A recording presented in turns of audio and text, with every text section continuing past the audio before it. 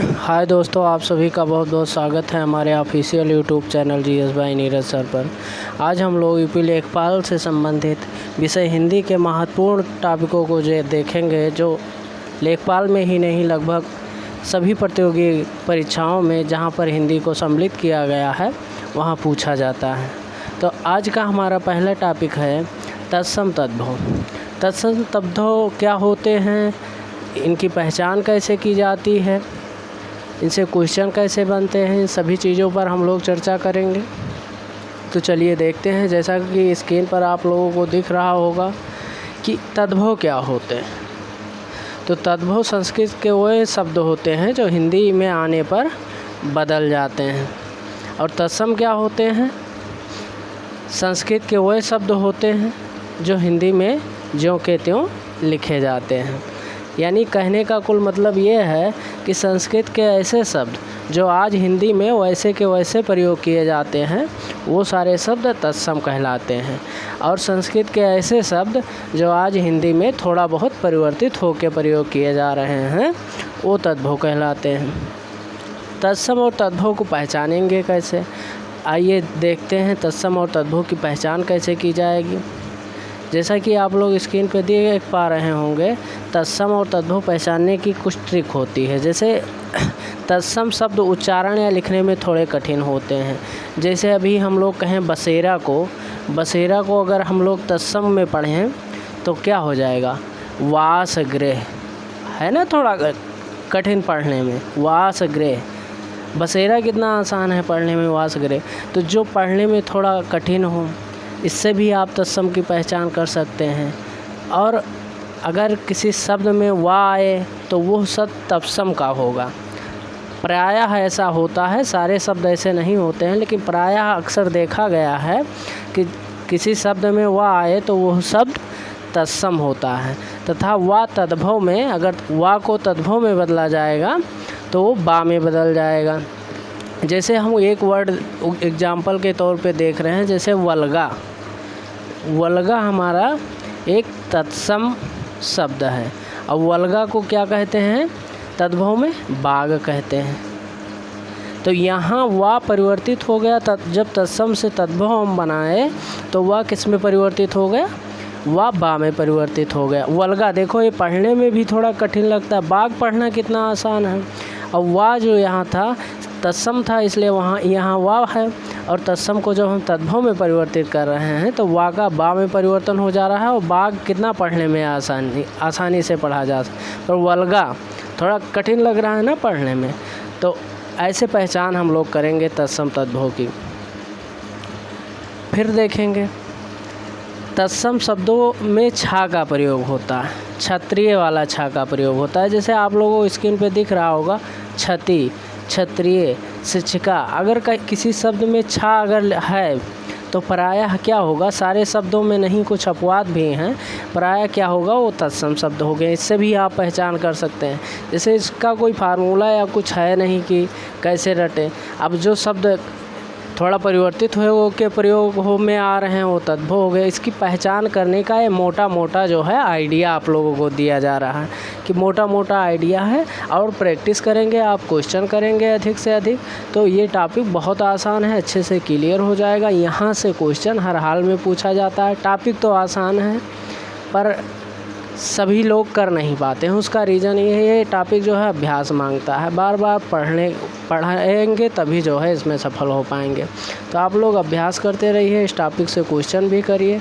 तत्सम तद्भव जैसा कि आपके यूपी लेखपाल के सिलेबस में भी वर्णित है, कोई भी एग्ज़ाम हो, सब जगह अगर हिंदी विषय को सम्मिलित किया गया है तो वहाँ पे तत्सम तद्भव, विलोम, पर्यायवाची, इन सभी टॉपिकों को जो है समाहित किया जाता है। चलिए नेक्स्ट पॉइंट हम लोग देखेंगे, कैसे और पहचान करेंगे कि तत्सम तद्भव क्या है। तत्सम शब्दों में बड़ा सा को कैसे लिखते हैं ये भी आप लोग साथ में बहुत लोगों को तो पता नहीं होता है बड़ा सा क्या है, छोटा। बड़ा सा ऐसे होता है, छोटा सा ये है, दंती वाले सा को हम लोग छोटा सा कहते हैं, और ये जो खष्टी सा होता है हमारा, इसको मूर्धन्य सा कहते हैं, और इसको बड़ा सा कहते हैं। तो इन तीनों सा में अंतर ध्यान रखिएगा, कौन बड़ा सा है। अभी लोग पता नहीं क्या तालव्य सा, दंती सा, पचगिरवा सा वगैरह पढ़ते हैं। शुद्ध इसका जो है बड़ा सा है, ये जो है आपका छोटा सा है, और इसको मूर्धन्य सा बोलते हैं इस वाले को। अगर सा है तत्सम शब्द में तो तद्भव में वो किस रूप में परिवर्तित हो जाएगा? अगर तत्सम में सा है, क्या है? बड़ा सा है, तो वो तद्भव बनते समय क्या इसमें परिवर्तित हो जाएगा? छोटे सा में बदल जाता है। जैसे अभी हम सुग्गा का नाम, अब सुक की बात करें, सुक एक हमारा तत्सम शब्द है। अगर इसको हम परिवर्तित करें तद्भव में तो ये बड़े सा का छोटा सा हो जाएगा, सुआ हो जाएगा हमारा। ठीक है, ये मोटा मोटा एक आइडिया है तत्सम तद्भव पहचानने का। ये हर जगह सही हो ऐसा नहीं है, लेकिन अधिकांशतः ये सही ही होता। फिर आगे हम देखेंगे, जैसे री के प्रयोग वाले शब्दों में तत्सम होते हैं। अगर री का प्रयोग हुआ है मात्रा के रूप में, वर्ण के रूप में, तो वहाँ तत्सम होने की प्रायः अधिक संभावना होती है। जैसे आप लोग देखेंगे एग्जाम्पल के तौर पे घृत लिखा है तो ये तत्सम शब्द है। पृष्ठ लिखा है, ये भी तत्सम होगा। यहाँ री का प्रयोग हुआ है तो ये सारे तत्सम हो गए। नेक्स्ट पॉइंट में हम देखेंगे जिन शब्दों में त्रा तथा रा आए वो भी तत्सम होते हैं। कैसे? जैसे धुर में रा है, तत्सम है। ये प्रायः सही होते हैं, हमेशा नहीं सही होते, लेकिन अधिकांशतः ये सारी चीज़ें तत्सम तद्भव पहचानने में बहुत मदद करती हैं। मित्र, तद्भव क्या होगा? मित्र का दोस्त कहते हैं, उसमें कहीं त्रा और रा है नहीं है। प्रस्तर, मरकटी, पुत्र, ये सारे तत्सम शब्द हैं। तो ये मोटा मोटा आइडिया था हम लोगों का तत्सम तद्भव का जो है डिफाइन करने का, उनमें विभेद करने का। अब हम नेक्स्ट टॉपिक देखेंगे, कुछ बात करेंगे विलोम शब्द, या इसी को विपरीतार्थक शब्द भी कहते हैं। तो आइए देख लेते हैं कुछ शब्दों को, तत्सम तद्भव देख लेते हैं। तत्सम तद्भव के कुछ उदाहरण देख के तब हम विलोम शब्द या विपरीतार्थक शब्द के बारे में चर्चा करेंगे। जैसे अभी मोटा मोटा आइडिया कैसे लगाएंगे तत्सम तद्भव का विभेद करने का अभी आप लोगों को बताए ही हैं। अब देखते हैं कुछ एग्जाम्पल देख लेते हैं तत्सम तद्भव के। जैसे हमारा यहाँ पे है ऊँट हमारा तद्भव है। अगर इसी को तत्सम में कहा जाएगा तो क्या कहा जाएगा? ऊष्ट। कहार, फिर आता है कहार का स्कंद भार हो जाएगा तत्सम में। कंघी, देखो स्कंद भार कितना पढ़ने में कठिन है। तो वो सारे पॉइंट जो भी हमने आपसे को डिस्कस किया है वो सारे पॉइंट इसमें फॉलो कर रहे हैं, नहीं कर रहे। कंघी कहने में कितना आसानी। कंघी का तत्सम क्या होता है? कंक्ति कहो, खुद ही देखो कितना क्लिष्ट लगता है बोलने में। फिर केवट का तत्सम क्या होगा? कैवर्त। केवट का तत्सम क्या हुआ? कैवर्त। देखो कितना क्लिष्ट लगता है बोलने में तत्सम। फिर कड़ुआ का तत्सम क्या होगा? कटु। कपूर का कर्पूर होता है, कपूर का कर्पूर हो जाएगा। फिर केस हो जाए। देखो ये तत्सम बड़ा सा तद्भव में बना तो किस में परिवर्तित हो गया? छोटे सा में, और छोटा सा बड़ा सा बन गया अगर तद्भव से तत्सम में परिवर्तित किया। फिर कोढ़ है, कोढ़ का कुष्ठ हो गया। कर्म का कर्म हो गया। कुम्हार का तत्सम कुंभकार हो गया। कर्तव्य का तत्सम कर्तव्य हो गया। किसान का कृषक हो गया तत्सम। फिर और आगे देखते हैं, जलना का तत्सम क्या होगा? ज्वलन। जवान का युवा। जेठ का ज्येष्ठ हो जाता है। जौवन का यौवन। जत्था का यूथ। जुगति का युक्ति। जमुना का यमुना होता है। ये वेरी इंपॉर्टेंट है, कई बार कन्फ्यूजन है तो पूछ लिया जाता है एग्जाम में। बच्चे समझते हैं जमुना यमुना तो अलग होना चाहिए, पर यमुना को आज हम लोग तद्भव के रूप में, यमुना एक संस्कृत शब्द है, हिंदी में जमुना के रूप में अधिकांश बोल देते हैं। यमुना जमुना ये दोनों एक ही हैं। तो इस तत्सम तद्भव जमुना यमुना का बिल्कुल क्लियर रखिएगा। नेक्स्ट देखते हैं हम लोग जोड़ा का युक्त होता है। और झूठा का तत्सम क्या होगा? जुष्ट। तीखा का तीक्ष्ण। देखो छा आया ना, क्षत्रिय वाला। तो अधिकांशतः जो प्रायः जो होता है तत्सम में छा होते हैं, रा होते हैं, त्रा होते हैं और छोटा सा बड़ा सा में परिवर्तित हो जाता है। तांबा, तांबा का ताम्र हो गया। तुरंत का त्वरित्र हो गया। पतोहू का पुत्रवधू होता है। पाहन का पाषाण हो जाएगा तत्सम। परसों का प्रसवा हो जाएगा। प्यास का पिपासा हो जाएगा। पसारना का प्रसारण हो जाएगा। पतला का प्रतन्नु, पतला का क्या हो जाएगा? प्रतन्नु। पहचान का प्रत्यभिगान हो जाएगा। प्रतिभिगान हो जाएगा। पहचान का कहना कितना आसान है। और इसी का तत्सम बोलना हो तो प्रतिभिगान कठिन हो गया ना बोलने में। पूत का पुत्र हो जाएगा। पोता का पौत्र होता है तत्सम। पत्थर का प्रस्तर होता है तत्सम। पसीना का प्रस्वेद या प्रस्विन, कोई भी लिखा हो दोनों में से तो आप पसीना का उसका तत्सम मानेंगे। या प्रस्वेद लिखा हो और पूछे इसका तद्भव क्या होगा तो पसीना हो, उल्टा हो जाएगा। अभी पूछे पड़ोस का जो है तत्सम प्रतिवास होता है, प्रतिवास का तद्भव क्या होगा तो पड़ोस हो जाएगा। तो हम कुछ एग्जाम्पल देखे हैं तत्सम तद्भव के, और हो सकता है आगे और कुछ एग्जाम्पल लेके आप लोगों के बीच आएँ। तो सेगमेंट अगर अच्छा लगे, आप लोगों को बातें समझ में आती हों तो कमेंट में ज़रूर बताइए, ताकि हम आपकी ज़्यादा से ज़्यादा मदद कर सकें और 19 जून को होने वाले यूपी लेखपाल परीक्षा में आप लोग ज़्यादा से ज़्यादा यहाँ से लाभ उठा पाएँ। नेक्स्ट टॉपिक हमारा जो है विलोम शब्द को लेकर है। कुछ विपरीतार्थक शब्द को ही विलोम शब्द कहते हैं। विलोम शब्द होते क्या हैं इसके बारे में जान लेते हैं, फिर एग्जाम्पल देखेंगे। किसी शब्द के मूल अर्थ के विपरीत अर्थ को क्या कहते हैं? किसी शब्द के मूल अर्थ के विपरीत अर्थ को क्या कहते हैं? विलोम या विपरीतार्थक शब्द कहते हैं। इन दोनों का मतलब एक ही है। तो आइए देख लेते हैं कुछ एग्जाम्पल विलोम शब्द को लेकर। जैसे हमारा पहला शब्द यहाँ पर, जैसा कि आप लोगों को स्क्रीन पे दिख रहा होगा, अतिवृष्ट। अतिवृष्ट का विपरीत पूछा जाता है, एक क्वेश्चन पूछे ही जाते हैं। अतिवृष्ट का विलोम क्या हो जाएगा? अनावृष्ट। अमर का मर्त हो जाएगा। अपेक्षा का उपेक्षा हो जाएगा। अपेक्षित का विलोम अनपेक्षित। अर्वाचीन का विलोम प्राचीन। ये कई बार पूछा गया है। अर्वाचीन और प्राचीन, अर्वाचीन और प्राचीन कई बार पूछा गया है।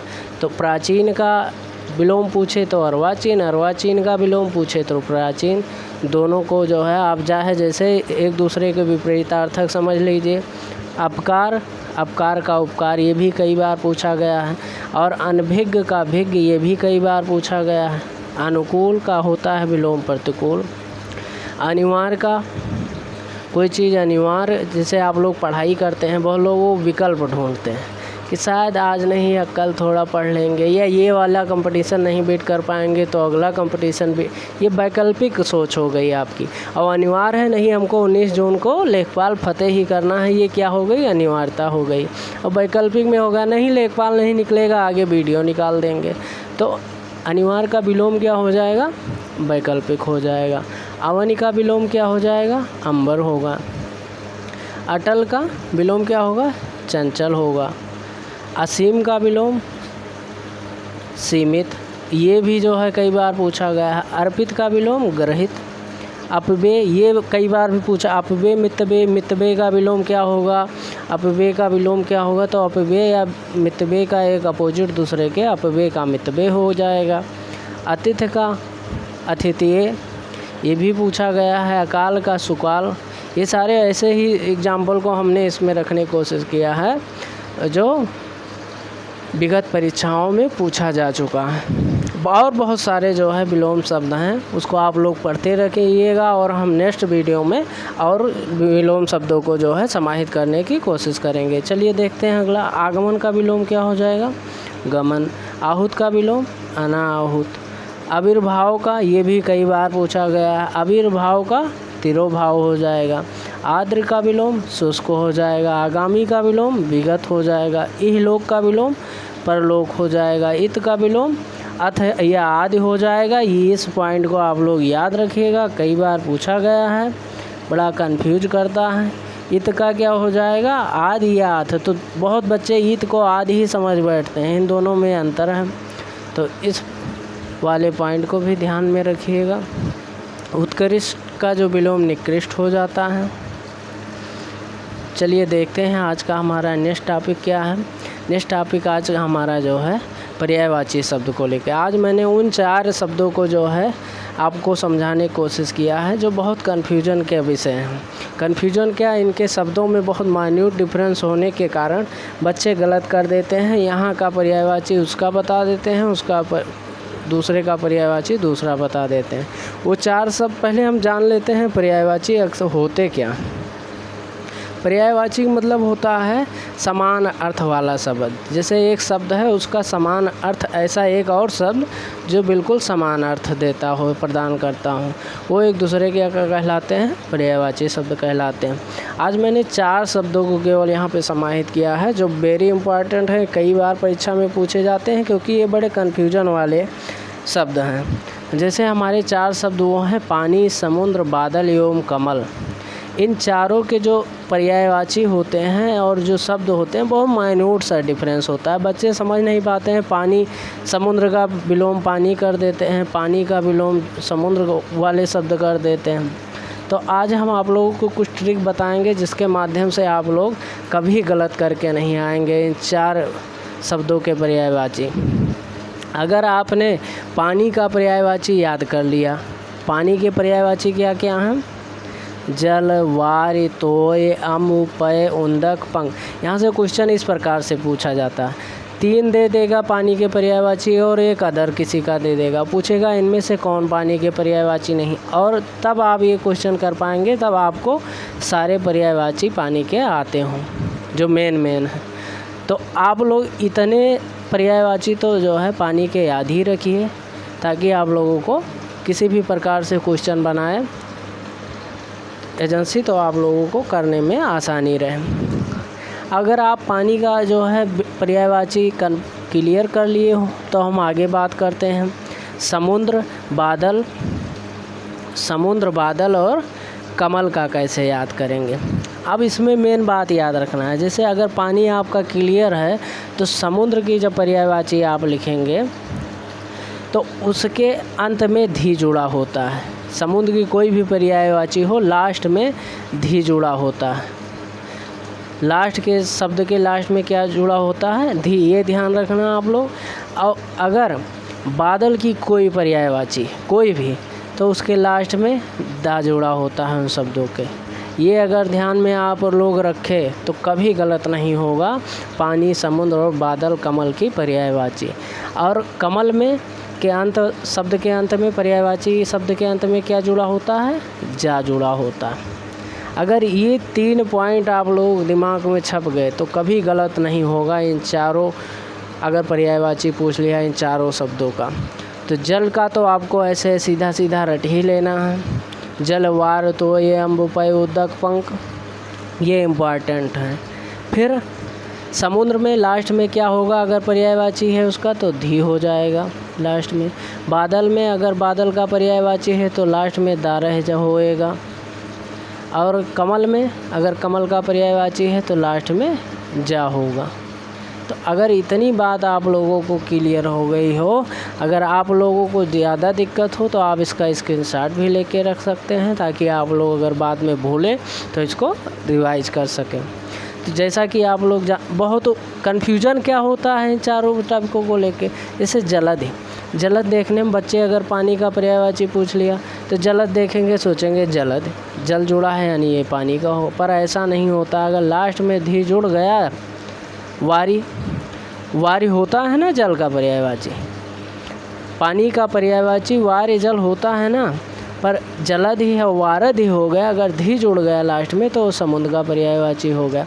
तो ये होता है ना पानी का पर्यायवाची, अगर धी जुड़ गया लास्ट में तो क्या हो जाएगा? समुद्र का पर्यायवाची हो। देखो ट्रिक है एक, पय होता है पानी का पर्यायवाची, अगर उसी में धी जोड़ दें तो समुद्र का पर्यायवाची। तो बस इतना याद रखना है यहाँ से आप लोगों को कि पानी के पर्यायवाची में अगर धी जुड़ गया तो समुद्र का पर्यायवाची हो जाएगा। और अगर पानी के ही पर्यायवाची में दा जुड़ गया लास्ट में तो किसका पर्यायवाची हो जाएगा? बादल का होगा। जैसे पानी का पर्यायवाची जल है और बादल का पर्यायवाची जलद है, केवल दा एक्स्ट्रा में जोड़ देना है। पानी का पर्यायवाची वार होता है। बादल में अगर दा लास्ट में जोड़ दिए वारिद बादल का पर्यायवाची होगा। कितना आसान है, बस थोड़ा सा ध्यान देने की ज़रूरत है। आप लोग इसका स्क्रीनशॉट भी ले सकते हैं ताकि आप लोगों को ज़्यादा से ज़्यादा मदद मिल सके। मेरा यही प्रयास है कि आप लोग जो है यूपी लेखपाल के परीक्षा में या टेट, सीटेट, एनबीएस, केबीएड, डीएसएसबी कोई भी एग्ज़ाम दे रहे हों, वहाँ हिंदी विषय को लेकर अच्छे से अच्छा करें और आप लोगों को ज़्यादा से ज़्यादा लाभ मिल सके। बादल, अब देखो अम्बु पानी का पर्यायवाची है, लास्ट में दा जोड़ देते हैं शब्द के अम्बुद हो जाता है, किसका पर्यायवाची बन जाता है? बादल का। ऐसे पै जो है पानी का पर्यायवाची है, अगर दा लास्ट में जोड़ दिए तो क्या हो जाएगा? बादल का पर्यायवाची हो जाएगा। अब देखते हैं हम लोग कमल में कितना माइन्यूट सा डिफरेंस है, बस थोड़ा सा ध्यान रखना है और जो आप ट्रिक बता रहे हैं उसको ध्यान में रखना है, कभी गलत नहीं होगा। फिर पानी का पर्यायवाची जल है, अगर लास्ट में हम जा जोड़ दिए तो क्या हो गया? कमल का पर्यायवाची बन जाएगा। वारी तो होता ही पानी का पर्यायवाची, लास्ट में जा जोड़ने पर वारिज हुआ, किसका पर्यायवाची बन गया? कमल का। तोय हमारा पानी का पर्यायवाची होता ही है, लास्ट में जा जोड़ दिए तोयज हो गया, कमल का पर्यायवाची हो गया। अम्बु तो हमारा होता ही है पर्यायवाची, लास्ट में क्या जोड़ दिए? जा जोड़ दिए अम्बज, कमल का पर्याय। पंख तो होता ही है पानी का पर्यायवाची, जा जोड़ दिए लास्ट में क्या हो गया? ये पंकज कई बार पूछा गया है, किसका पर्यायवाची है? कमल का। तो आप लोग अगर पानी का याद कर लेते हैं, मेरे कहने का मतलब यहाँ से इतना है, अगर आप लोग पानी का पर्यायवाची याद कर लेते हैं तो 3 समुद्र, बादल, कमल जो बहुत माइन्यूट सा डिफरेंस रखते हैं, आप लोग इसको भी क्लियर कर सकते हैं। तो जहाँ तक मैं उम्मीद करता हूँ आप लोगों को बात समझ में आई होगी। हम नेक्स्ट बिंदु और टॉपिक की तरफ बढ़ते हैं। नेक्स्ट टॉपिक हमारा है वाक्यांशों के लिए एक शब्द। यहाँ से भी क्वेश्चन पूछे जाते हैं यूपी लेखपाल में। यूपी लेखपाल हो या कोई भी एग्ज़ाम हो जहाँ हिंदी को समाहित किया गया, वहाँ इन क्वेश्चनों को भी रखा जाता है। वाक्यांशों के लिए एक शब्द, जैसा कि यूपी लेखपाल के सिलेबस में स्पष्टता लिखा हुआ है, आना ही आना है।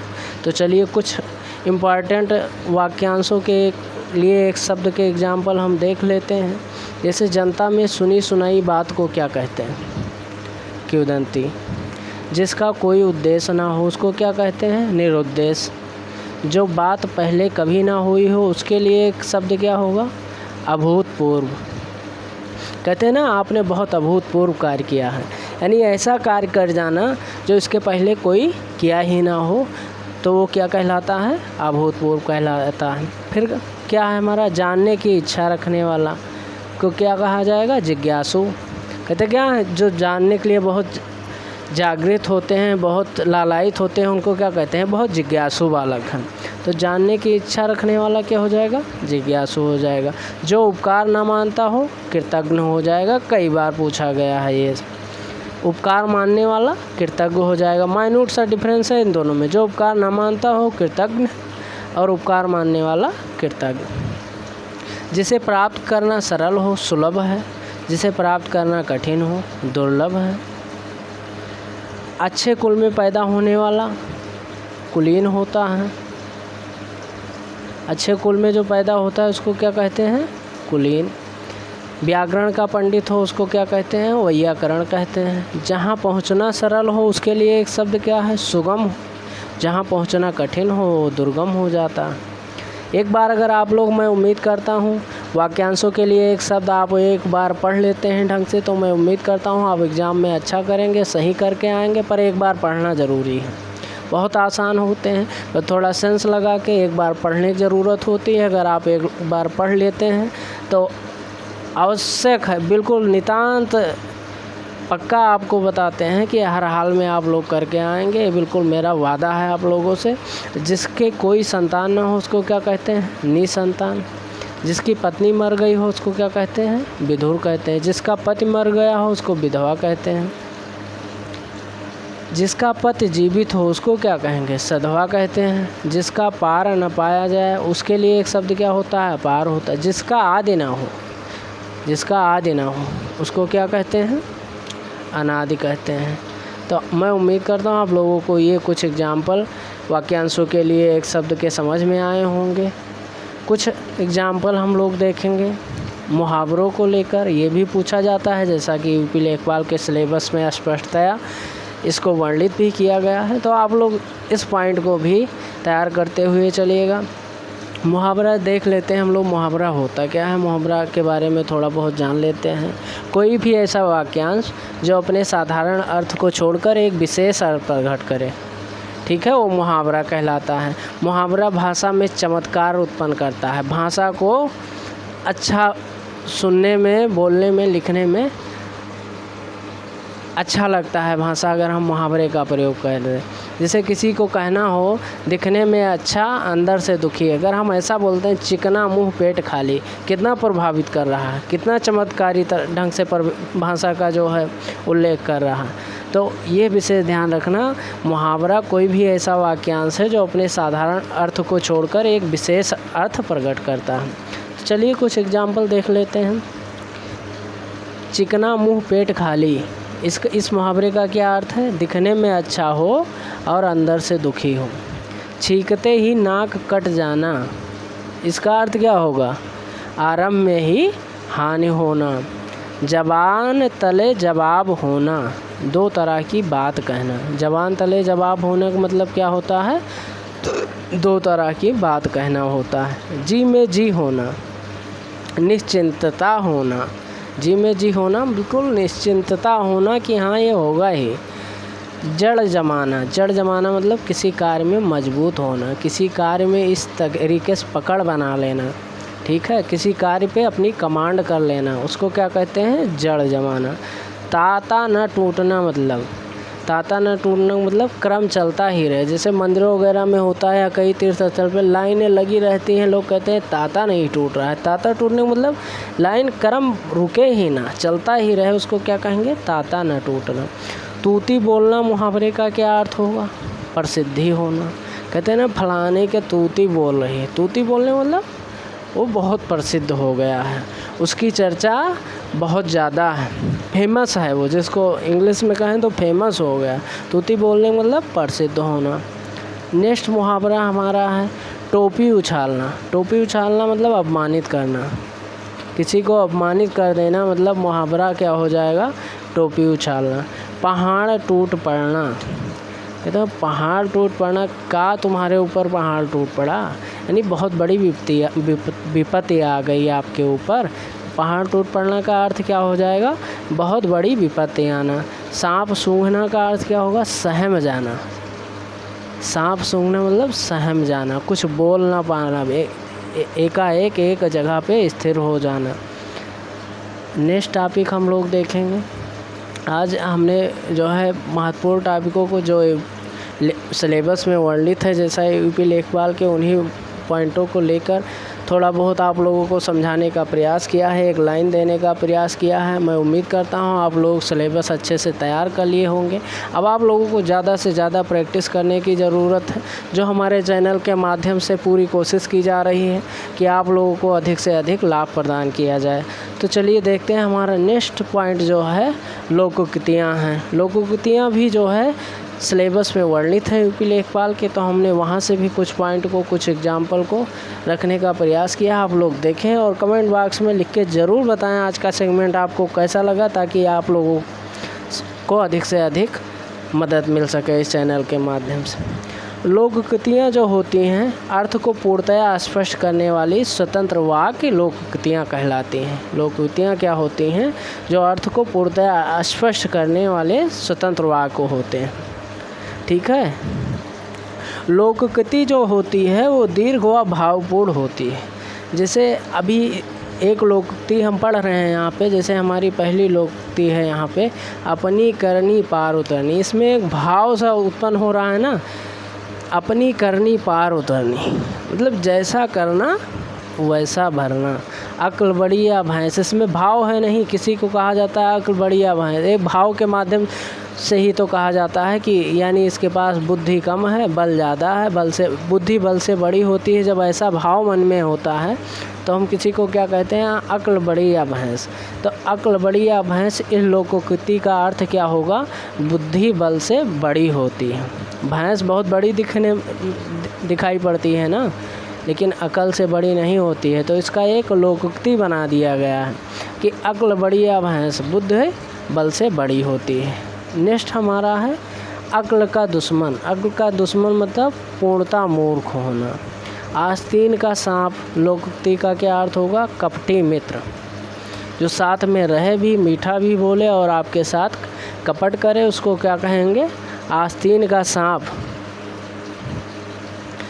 नेक्स्ट हमारा लोकोक्ति है आँख का अंधा, गांठ का पूरा। मूर्ख के तो धनी। जो व्यक्ति मूर्ख होता है पर धनी होता है उसको क्या कहते हैं? आँख का अंधा, गांठ का पूरा। नेक्स्ट लोकोक्ति हमारी है आंसू एक नहीं, कलेजा टूक टूक।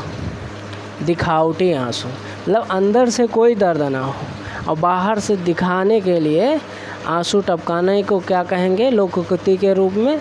आंसू एक नहीं, कलेजा टूक टूक। नेक्स्ट हमारी लोकोक्ति है आसमान मेरी मुट्ठी में। मतलब इतना विश्वास अंदर से होना, आत्मबल होना, आत्मविश्वास होना कि ऐसा लगे कि आसमान मेरी मुट्ठी में है। नेक्स्ट लोकोक्ति हमारी है और का और हो जाना। मतलब बिल्कुल बदल जाना, पहले जैसे थे वैसा कुछ भी ना हो, पूर्णतया बदल जाना क्या हो जाता है? और का और हो जाना। नेक्स्ट हमारी लोकोक्ति है आम के आम, गुठलियों के दाम। बहुत परिचित होंगे आप इस लोकोक्ति से, कई बार पूछा भी गया है। दुगुना लाभ होना। आम के आम तो खाए, इसका सेंस यही भाव निकल रहा है ना ऐसे कि आम के आम, आम तो आपको प्राप्त ही हुआ, साथ में गुठलियाँ भी बिक गई, उसके भी दाम आपको, एक भाव ही तो है। इसका अर्थ क्या होगा? दुगना लाभ होना। तो कोई लोकोक्ति जो होती है दीर्घ व भावपूर्ण होती है, इस बात को बिल्कुल ध्यान रखिएगा। इमली के पात पर दंड पेलना, सीमित संसाधनों से बड़ा कार्य करने का प्रयास करना। तब हम क्या बोलेंगे? कोई लोकोक्ति इसके ऊपर क्या बोली जाएगी? इमली के पात पर दंड पेलना। तो आज के लिए इतना ही, मिलते हैं नेक्स्ट वीडियो में पूरे टॉपिकों को समाहित करते हुए जो यूपी लेखपाल के सिलेबस में वर्णित है। आप लोगों को वीडियो कैसा लगा कमेंट के माध्यम से ज़रूर बताएं, ताकि हम आपकी और मदद कर सकें, अधिक से अधिक लाभ पहुंचा सकें। Thank you. जय हिंद।